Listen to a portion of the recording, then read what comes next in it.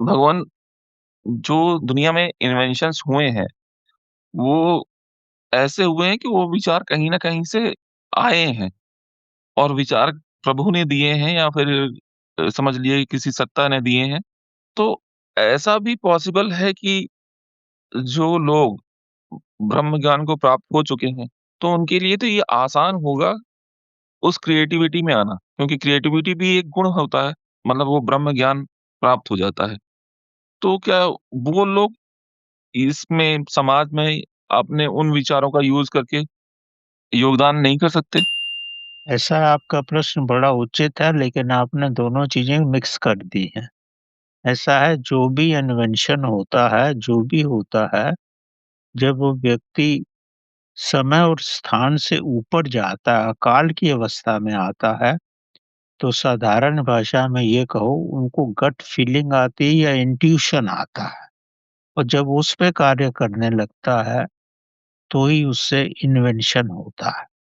जैसे इन्वेंशन हुआ कि पानी में अगर किसी चीज़ को डालोगे तो उसका वेट कम हो जाता है, क्योंकि अगर जितनी उसकी प्योरिटी होगी उस हिसाब से ही वो पानी को डिस्प्लेस करेगी।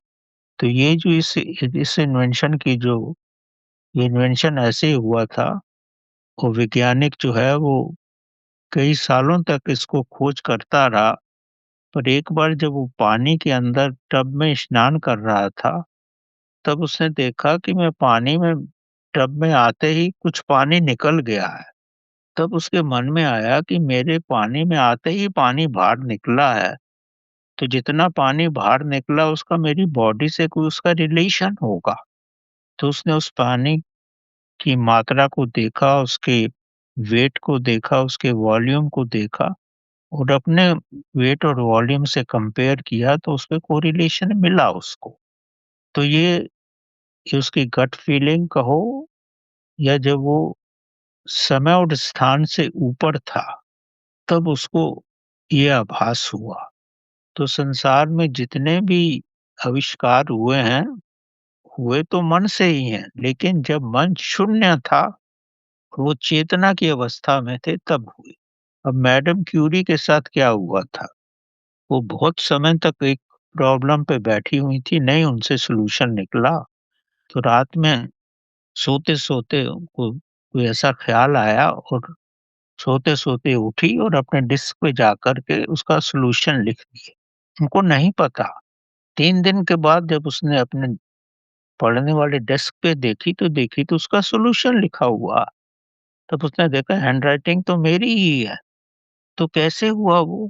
क्योंकि वो दिमाग में सोच रही थी, सोचते-सोचते एक समय ऐसे आया कि वो सोच विलीन हो गई। वो शून्य अवस्था में आ गई और तब अकाल की अवस्था में, समय से परे की अवस्था में उठी और उसने वो लिख दिया। तो जितने भी आविष्कार अब तक हुए हैं, वो टाइम और स्पेस से ऊपर जाने के बाद ही हुए, जो मेन आविष्कार।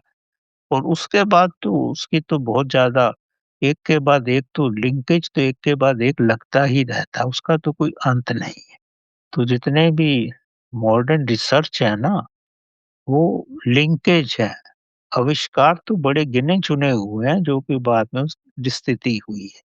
अब जो ऋषि महात्मा भी हैं, वो इस रूप में उन्होंने कभी नहीं सोचा, उन्होंने जो भी किया वो ब्रह्मांड के बारे में सोचा। चेतना का आविष्कार कैसे हुआ? ऐसे ही तो हुआ। उन्होंने महसूस किया, जैसे सोक्रेटिस ने अपने अंदर महसूस किया कि कोई न कोई मेरे भीतर शक्ति है। अगर सोक्रेटिस का जीवन आपको पता है, तो उसने ज़हर पी कर के ये बताया कि मेरे अंदर होश है। जब होश लास्ट पॉइंट पे पहुँची, मतलब जब वो मरने वाले थे, उससे 1 मिनट पहले भी बोले वो कि मुझे होश है। जब उनकी आत्मा निकली तब बोले कि मेरी होश, हाथ ऊपर कर दिए। तो मेरा कहने का मतलब, आविष्कार सब जो वास्तविक आविष्कार होते हैं वो ऐसे ही हुए हैं। अब उसके बाद तो मानसिक रूप से तो बहुत कुछ हो सकता है। अगर आप प्रभु के रास्ते पे चलोगे, तो आपसे वैज्ञानिक आविष्कार भी हो जाएँगे और बहुत कुछ हो जाएगा, आपको उसका पता ही नहीं लगेगा। इतना मैं आपको स्पष्ट रूप से कह सकता हूँ। प्रभु के रास्ते पे चलने में आप में जितनी गुण और विद्वताएँ आ जाती हैं, उसका कोई अंत नहीं। ये तो मैं आपको स्पष्ट रूप से कह सकता हूँ। इससे आगे कुछ नहीं कह सकता।